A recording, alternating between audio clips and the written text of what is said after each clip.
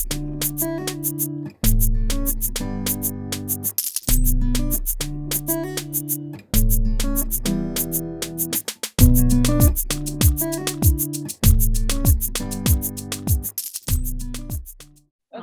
Yes. The question is, what have you had to unlearn over like lockdown and the pandemic and all of that?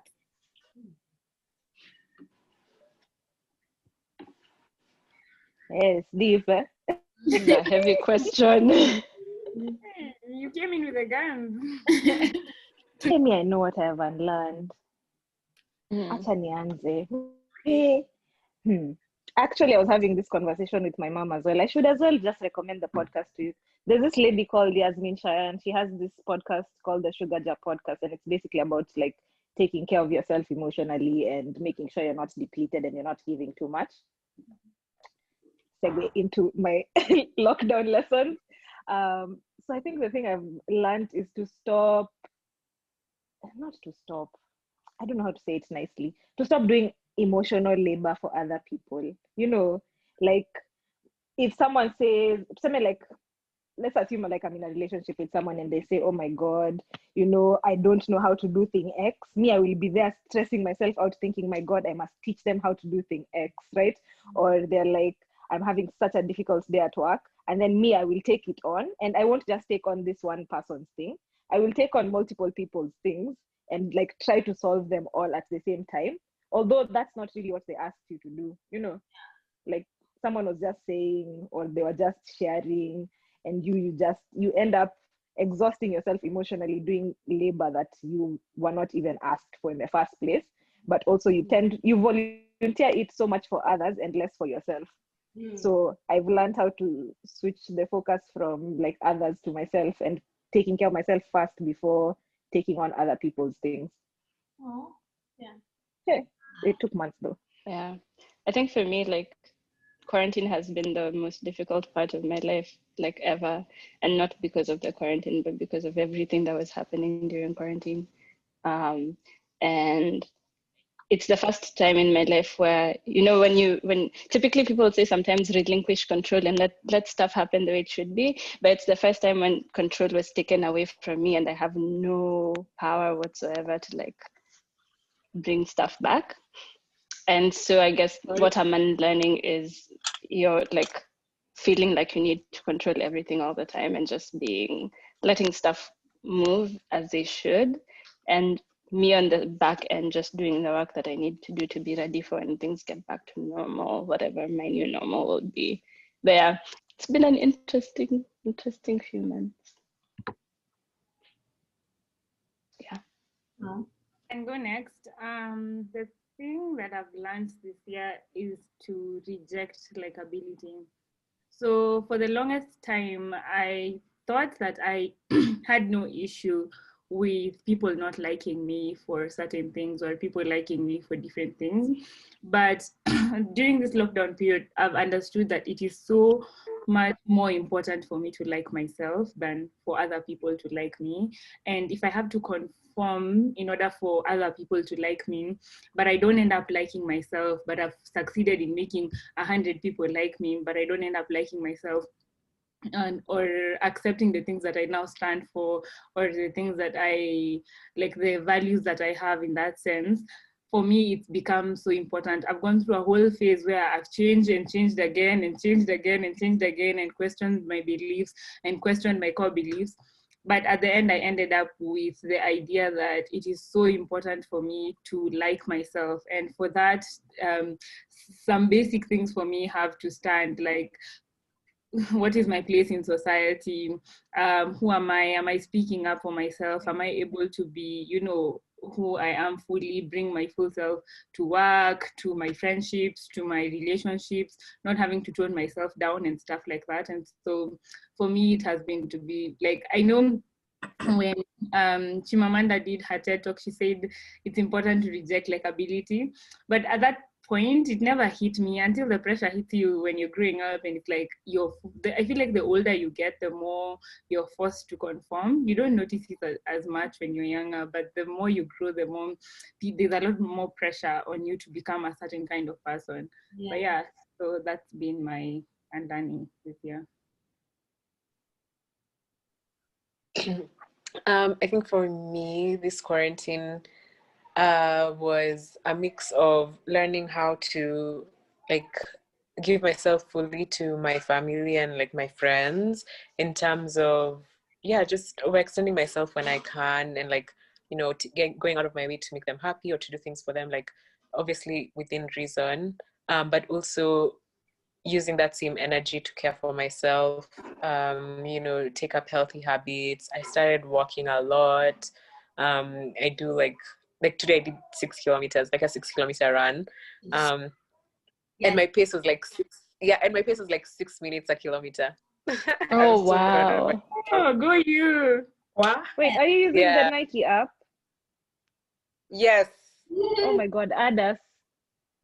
Yeah, I'll add you guys. But yeah, so like taking up more healthy habits, like just for taking better care of like my mind and my body, and then having that energy kind of radiate, allowing that energy to radiate to my family and friends. Because like, I guess I realized when I'm at my best, then that's also the best time for me to like be a good friend and be a good sibling. So I guess the overall thing would be just I found a way to, I pushed myself more to take care of myself. And it's been so great for me, and it's also been great for the people who've been around me. So I challenged myself a lot, like did the running thing, took a couple of like classes online. And then now doing this let me plug myself, doing this podcast with MasterCard, just to share my learnings. And I've had a couple of people here on the podcast. So yeah. Huh? Yeah, but you want art. I know. I'm over here trying to cloud chase and you're not touching me. Yeah, I've had Marianne and Vero on the podcast talk about the experiences at Goldman Sachs and Morgan Stanley, since they're not gonna say it on this video. And in the process also just like, just because when I started my other podcast, which is on mental wellness, like I really didn't have that much experience, and I second guessed myself so much. Like I listened to the audios and I'm like, oh my God, I've like improved significantly. It's a lot. But I think allowing myself also to just accept that when I start out, I'm not going to be great at things, but the more effort I put in, the better I get. And the better it is just all around for me. Like it's taken away the fear to try new things, the fear to like fail. I don't know. I feel like, honestly, at a much better position now. I guess quarantine made all of us slow down, like the world slow down. And so, it just allowed me to just get in touch with myself. So it's been great. It's really been good. Yeah. Like the mental health podcast is called Drained. Oh yes, I follow it. Link below. Link in in actual bio, no, in the description box. Yes. We need to learn the mental health one is called Drained, and then the professional development one with MasterCard is The Hustle. It's called The Hustle. Yes.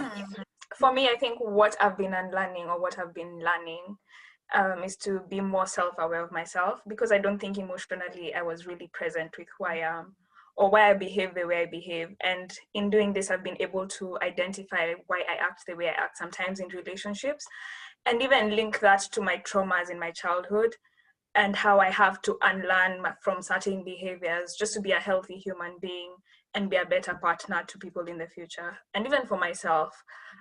So I'm learning how to identify my triggers and I link that to my past and then start healing from there. Oh, wow. Hey, at such a young age.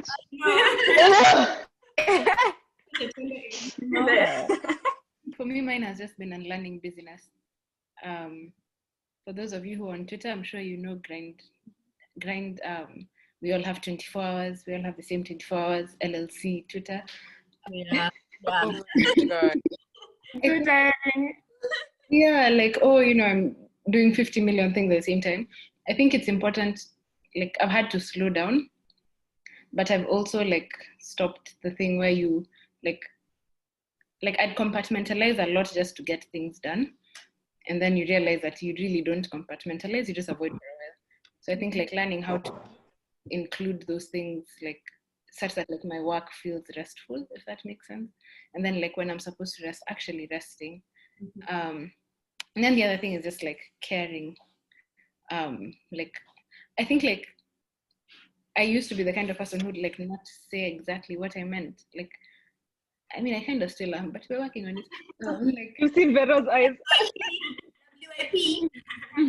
I understand. Like in my head, I'd be thinking, for example, oh, my friend looks really nice today, or like my friend did that really well, and then like I wouldn't say it out loud, you know. Yeah. And it's like, why not? You know, why wouldn't you like affirm somebody you love? Why wouldn't you, you know, say things out? So like I feel like that's sort of been like over the past 2 years sort of thing, like just affirming the people I love more, because you know. Yeah. Nicole unaharibu. Nikki. I mean, sorry, Ernest was calling. I was trying to hang up. I have learned to know my worth. Not in theory, because you know when someone tells you don't allow yourself to be treated a certain way, I don't think I ever really internalized it. This year I was like, wait, I do be allowing crap though, because I was thinking back about the things that I have allowed people to do, and like I've let them go. Like I haven't necessarily been like pushed back and been like, okay, that made me feel a type of way. And it's not like that at that time it even registered to me that they were treating me funny or a certain way that I shouldn't be letting slip. So I think this year I have become more aware of wow, you are actually a valuable human being, and you should actually hikey stop letting people treat you, you know? Yeah. Like you just allow tiny things and you're like, wait, I really let you get away with that though, you know? And then part of that has also been just identifying how my brain processes things, because I found that I usually process things in retrospect. Like something will happen and then I like think back and I'm like, actually, that was hapo ulikuwa umenini, by the way, kind of thing. Yeah, and like just to understand what gut feeling is and what that looks like for me. Still a work in progress, but I think now I can more identify like, your gut is telling you something, you better listen. So my current lesson is like it's kind of like related, like even with your friends, like like your friends should not treat you badly, basically. And like, and this, I have amazing friends, clearly, and I've been lucky that I have amazing friends. But like, if you have a friend that's like really not treating you right, like even if you care about them, it's okay to let them go or like distance, because like, and I think like you keep letting them treat you badly, and then they wanazoea that they can treat you the way they want. They push the bar. And they keep pushing it. They keep pushing the bar. And I'm specifically talking about a specific person this summer, like this quarantine period, that like was a big lesson. It was a big life lesson for me, because it was someone that, you know, needed help. We're trying to help, but then like they had no respect or regard, and like a lot of things happened until the end. So just like, okay, this is just you're gonna have, you know, it's a wrap. Like this friendship is just gonna have to end. Like it's the end of that, and I feel like that's fine. Like you don't, like, just because someone is your friend doesn't mean that you should take all the bullshit that they bring to you, trying to let them go. And again, love them from afar. And I guess a bigger lesson is it's okay to be let go. No, for real.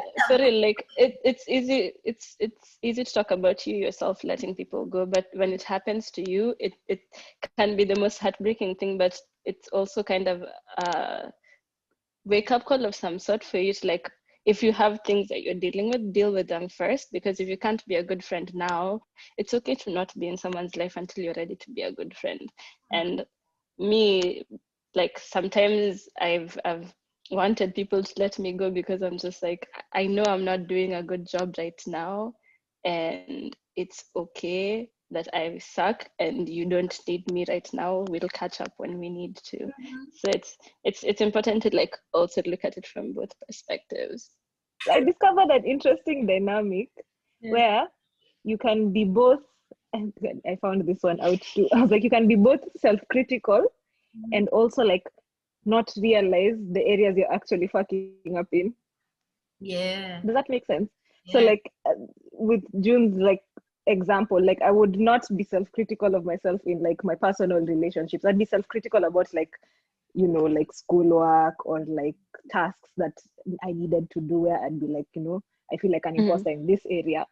And I'm like being hard on myself for things I shouldn't be hard on myself on. And then for things where I'm actually messing up, I'm just like oblivious until like, you know, until you're shook and you're like, oh wow, that's actually an area, that's the area that needs work, not this other one. It's a weird dynamic for both to exist within one person. Yeah, and it's also Nini, like it's important to have people in your life who call you out and actually bring that to your attention. Because like Vero has been that person for me, but like she'll say, "By the way, you haven't been showing up for me in this way," and I'll be like, "Actually, I've been thinking the same thing, but I just didn't verbalize it. So I'm glad we're on the same page on this one." You know? Yeah. I agree with you, June, but I also feel like, to what you said, it does depend on the relationship that you have with that person, right? Oh yeah. Oh yeah. Now, there's people you will, and you need Kamisa to just, oof, like you're draining me entirely, just no. And then in that case, like you decide to let them, cut them off completely from your life. And there's people you're like, you know what, for just this period, I'm gonna need some space. And then, you know, and it does depend, because there's people that you won't talk for forever, and you won't talk for forever, and that's it. And there's people you won't talk for forever, and then when you start talking again, it's like, oh, I guess no time has passed. Yeah, so it does depend on the friendship or the relationship. You can do that thing where you just accept that you won't talk forever. Like, I'm scared. Yeah. I mean, it happens. Like, oh no. You actually have to grow into it, because me, the first time it happened to me, I was like, how dare you not want to talk to me ever again? But then it happens more than once and you're like, People's priorities change. And like, I don't, but because like people should be able to communicate, unless like someone's hurt you to the point where even like you don't think there's really anything worth salvaging, at that point just go. But like also I think it's more energy, and like in my experience you get more pain when you drag along something that just shouldn't. Yeah. You know, that should just end, frankly. So over there you're knowing, like, you know, you're letting yourself down, you know, and yet you're trying to fix it for some imaginary future day. If it's time, it's time. I think like there are things that like are there for a season, and that's great. Then there are others that just will be there forever, and that's great too. You know. It is what it is. It is what it is. It is what it is. Yeah, to go emergency room, like with the paddles, like no. Yeah. I don't know. Like from a young age, I grew up around a family where everyone is like forgive and forget, you know, and as long as someone says sorry, you all just come back together and live like one happy unit forever. At what cost, Aki? At what cost? Yeah. Like I think like there's enough struggle in the world. Honestly, yeah. Things that have to struggle through. I can't be struggling for like the people in my life to be nice to me. Myself. No. Oh, who said therapy? Halle. These were really nice Ninis, like wholesome, whatever conversations. Yeah, so true. I feel like it's like we're all part of the same family. So you come out to experience the same things. I don't know if you guys are doing the same way, because I'm literally like, oh my god, fuck yeah, I felt that way last month. Yeah, I felt that way last week. Yeah. Well, that's it from us, you guys. Thank you so much for watching the video and getting to this point. Please remember to like, share, comment, and hit the subscribe button. Subscribe. Next time, guys. Bye. Bye. Bye. Oh, that was it.